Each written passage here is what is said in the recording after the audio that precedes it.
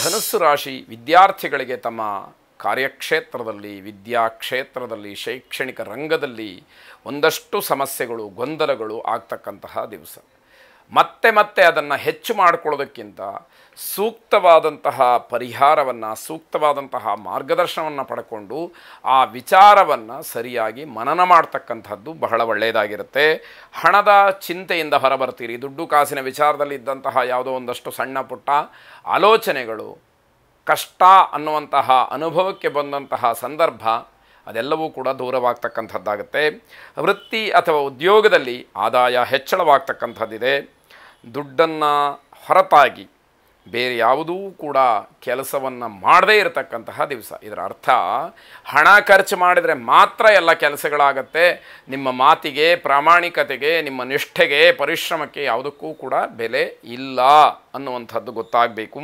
ಪ್ರಯತ್ನಪೂರ್ವಕವಾಗಿ ಸಮಾಧಾನವನ್ನು ಮಾಡಿಕೊಳ್ಬೇಕು. ತೃಪ್ತಿಯಂತೂ ಇಲ್ಲವೇ ಇಲ್ಲ ಬಿಡಿ, ಸಮಾಧಾನವನ್ನೂ ಕೂಡ ಪ್ರಯತ್ನಪೂರ್ವಕವಾಗಿ ಆಯ್ತಲ್ಲ, ಇಷ್ಟಾದರೂ ಆಯ್ತಲ್ಲ ಅನ್ನುವಂತಹ ಭಾವನೆ. ಈ ರಾಶಿಯ ಪ್ರೇಮಿಗಳಿಗೆ ಭಯ ದೂರವಾಗ್ತಕ್ಕಂಥದ್ದಿದೆ. ಬುದ್ಧಿವಂತಿಕೆ ಇಲ್ಲಿ ಯಾವ ಕೆಲಸವನ್ನು ಮಾಡೋದಿಲ್ಲ. ನಿಮ್ಮ ಬುದ್ಧಿವಂತಿಕೆ ಏನೇ ಇರ್ಬೋದು, ಯಾವುದೂ ಕೂಡ ಉಪಯೋಗಕ್ಕೆ ಬರದೇ ಇರತಕ್ಕಂಥದ್ದಾಗತ್ತೆ. ಪಾರಿಜಾತ ಸರಸ್ವತಿಯನ್ನು ಪ್ರಾರ್ಥನೆ ಮಾಡಿ, ಅನುಕೂಲ ಇರತಕ್ಕಂಥವರು ಮಲ್ಲಿಗೆ ಹೂವಿನಿಂದ ದೇವಿಯನ್ನು ಅರ್ಚನೆ ಮಾಡಿ, ಪ್ರಾರ್ಥನೆ ಮಾಡಿ ಶುಭವಾಗಿ. ಮಕರ ರಾಶಿ ಖರ್ಚಿನ ಬಗ್ಗೆ ಮುಂದಾಲೋಚನೆ ಇದ್ದರೆ ಬಹಳ ಒಳ್ಳೆಯದು ಅಂತಕ್ಕಂಥದ್ದು. ಹಲವಾರು ತಪ್ಪುಗಳಿಗೆ ನಿಮ್ಮ ವರ್ತನೆ ಕಾರಣವಾಗುತ್ತೆ. ನೀವು ನಡ್ಕೊಳ್ತಕ್ಕಂತಹ ರೀತಿಯಿಂದಲೇ ಹಲವಾರು ತಪ್ಪುಗಳು ಘಟಿಸಿ ಹೋಗುತ್ತೆ ಅನ್ನುವಂಥದ್ದು. ಸಣ್ಣ ಪುಟ್ಟ ವಿಚಾರಗಳೇ ವಿವಾದಗಳಾಗಬಹುದು. ಆದ್ದರಿಂದ ಅಂತಹ ಸಣ್ಣ ಪುಟ್ಟ ವಿಚಾರಗಳನ್ನು ಮನದಲ್ಲಿ ಸರಿಯಾಗಿ ಆಲೋಚನೆ ಮಾಡಿ ತಪ್ಪುಗಳು ಆಗದೇ ಇರುವ ಹಾಗೆ ನೀವು ಗಮನವನ್ನು ಹರಿಸಬೇಕಾಗತ್ತೆ. ನಿಮ್ಮ ವ್ಯವಹಾರದ ಬಗ್ಗೆ ಚಿಂತನೆ ಇರಲಿ, ನಿಮ್ಮ ಸಾಧನೆ ನಿಮಗೆ ಮುಖ್ಯ ಅನ್ನುವಂಥದ್ದು ನಿಮಗೆ ಗೊತ್ತಿರಲಿ. ಈ ಉದ್ದೇಶಗಳನ್ನು ಇಟ್ಟುಕೊಂಡು ಪ್ರಯತ್ನಗಳನ್ನು ಮಾಡಿದಾಗ ಅನರ್ಥಕ್ಕೆ ಕಾರಣವಾಗುವಂಥದ್ದನ್ನು ತಡಿಲಿಕ್ಕೆ ಅವಕಾಶಗಳು ಹೆಚ್ಚಾಗಿರುತ್ತೆ. ಬೇರೆಯವರಿಗೆ ಯಾವುದೇ ರೀತಿಯ ಒತ್ತಡಗಳನ್ನು ಹಾಕಬೇಡಿ. ವಿದ್ಯುತ್ ಉಪಕರಣಗಳಿಂದ ತೊಂದರೆಯಾಗ್ತಕ್ಕಂಥದ್ದು ಹೆಚ್ಚಾಗಿದೆ. ಸೂಕ್ಷ್ಮವಾಗಿ ಎಚ್ಚರಿಕೆಯಿಂದ ಅದನ್ನು ಗಮನಿಸಬೇಕಾದಂಥದ್ದು. ಮಹಾವಿಷ್ಣುವನ್ನು ಪ್ರಾರ್ಥನೆ ಮಾಡಿ ಶುಭವಾಗಿ. ಕುಂಭರಾಶಿ ನಿಮ್ಮ ಜೀವನ ಶೈಲಿಯನ್ನು, ನೀವು ನಡೆಕೊಂಡು ಬರ್ತಾ ಇರತಕ್ಕಂಥದ್ದನ್ನು ಅಥವಾ ಜೀವನದಲ್ಲಿ ನಿಮ್ಮ ಆಲೋಚನೆಗಳನ್ನು, ನಿಮ್ಮ ಸ್ವಭಾವವನ್ನು ಒಮ್ಮೆ ಪರೀಕ್ಷೆ ಮಾಡಿಕೊಳ್ಳಿ, ಒಂದು ಸರಿ ಪರಾಮರ್ಶೆ ಮಾಡಿಕೊಳ್ಳಿ. ಯಾವ ರೀತಿಯಲ್ಲಿ ನೀವು ನಡ್ಕೊಳ್ತೀರಿ ಅಂತಕ್ಕಂಥದ್ದನ್ನು ಮುಖ್ಯವಾಗಿ ಗಮನಿಸ್ಕೊಳ್ಳಿ.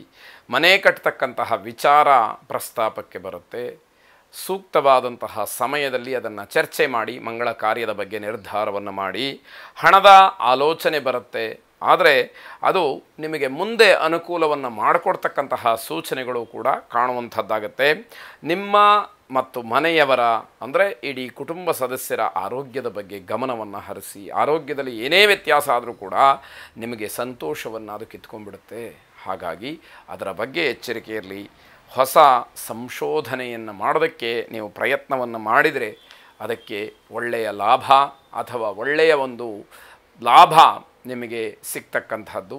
ಈ ರೀತಿಯಲ್ಲಿ ನಿಮ್ಮ ಪ್ರಯತ್ನ ಇರಲಿ ಅಂತಕ್ಕಂಥದ್ದು ಮನಸ್ಸಿನಲ್ಲಿ ಬರಬೇಕು ಅನ್ನುವಂಥದ್ದು ಗೊತ್ತಾಗಬೇಕು. ಮಹಾಲಕ್ಷ್ಮಿಯನ್ನು ಪ್ರಾರ್ಥನೆ ಮಾಡಿ ಶುಭವಾಗಿ. ಕೊನೆಯದಾಗಿ ಮೀನರಾಶಿ, ಆತ್ಮವಿಶ್ವಾಸದಿಂದ ಮಾಡಿದಂತಹ ಕೆಲಸಕ್ಕೆ ಜಯ ಇದೆ. ನಿಮಗೆ ಮೊದಲು ನಂಬಿಕೆ ಇರಬೇಕು. ಆ ಕಾನ್ಫಿಡೆನ್ಸಿಂದ ಮಾಡಿದಂತಹ ಕೆಲಸ ನಿಮಗೆ ಜಯವನ್ನು ತಂದು ಕೊಡ್ತಕ್ಕಂಥದ್ದಾಗುತ್ತೆ. ಮಹಿಳೆಯರಿಗೆ ಖರೀದಿಯಿಂದ ಸಂತೋಷ ಸಿಕ್ಕುತ್ತೆ. ಯಾವುದೋ ಒಂದು ಪದಾರ್ಥವನ್ನು ಕೊಂಡುಕೊಳ್ಳುವಂಥದ್ದು, ಅದು ಒಡವೆ, ವಸ್ತ್ರ ಅಥವಾ ಗೃಹೋಪಯೋಗಿ ಪದಾರ್ಥಗಳಾಗ್ಬೋದು. ಆ ವಸ್ತುವಿನ ಖರೀದಿಯಿಂದ ಸಂತೋಷ ಮನಸ್ಸಿಗೆ ಸಿಗ್ತಕ್ಕಂಥದ್ದು. ಮನೆಯವರಿಗೆಲ್ಲ ಒಂದು ರೀತಿಯಲ್ಲಿ ಮನೆಯಿಂದ ಹೊರಗಡೆ ಕಾಲ ಕಳೀತಕ್ಕಂತಹ ಯೋಚನೆ, ಅದಕ್ಕೆ ನಿಮ್ಮ ಸಹಕಾರವೂ ಕೂಡ ಪರಿಪೂರ್ಣವಾಗಿ ಇರಬೇಕಾಗತ್ತೆ. ಮನೆ ಮತ್ತು ಕುಟುಂಬ ಸದಸ್ಯರ ಬಗ್ಗೆ ಪ್ರಾಮಾಣಿಕವಾದಂತಹ ಒಂದು ವಿಚಾರವನ್ನು, ಪ್ರಾಮಾಣಿಕವಾದಂತಹ ನಡವಳಿಕೆಯನ್ನು ತೋರಬೇಕಾಗತ್ತೆ. ಮನೆಯವರ ಎದುರು ಒಂದು ಮಾತಾಡ್ತಕ್ಕಂಥದ್ದು, ಹೊರಗಡೆ ಇನ್ನೊಂದು ರೀತಿಯಲ್ಲಿ ನಡ್ಕೊಳ್ತಕ್ಕಂಥದ್ದು, ಇದು ಯಾವುದೂ ಕೂಡ ಒಳ್ಳೆಯದಲ್ಲ ಅಂತ ಅರ್ಥ. ಭೂ ವ್ಯವಹಾರದಲ್ಲಿ ಸ್ವಲ್ಪ ಎಚ್ಚರಿಕೆಯನ್ನು ವಹಿಸಿ. ಭೂಮಿಗೆ ಸಂಬಂಧಪಟ್ಟಂತಹ ಯಾವುದೇ ವ್ಯವಹಾರ ಇರಲಿ, ಅಲ್ಲಿ ಏನು ಮೋಸ, ವಂಚನೆ ಅಥವಾ ಬೇರೆ ಯಾವ ರೀತಿಯ ಕುತಂತ್ರಗಳು ನಡೆಯುತ್ತೆ ಅನ್ನುವಂಥದ್ದನ್ನು ಗಮನಿಸ್ಕೊಳ್ಬೇಕಾಗತ್ತೆ. ಹಿರಿಯರ ಜೊತೆಯಲ್ಲಿ ಚರ್ಚೆ ಮಾಡೋದರಿಂದ ಬಹಳ ಶುಭ ಅಂತಕ್ಕಂಥದ್ದಿದೆ. ದುರ್ಗಾಮಾತೆಯನ್ನು ಪ್ರಾರ್ಥನೆ ಮಾಡಿ. ಶುಭವಾಗಿ.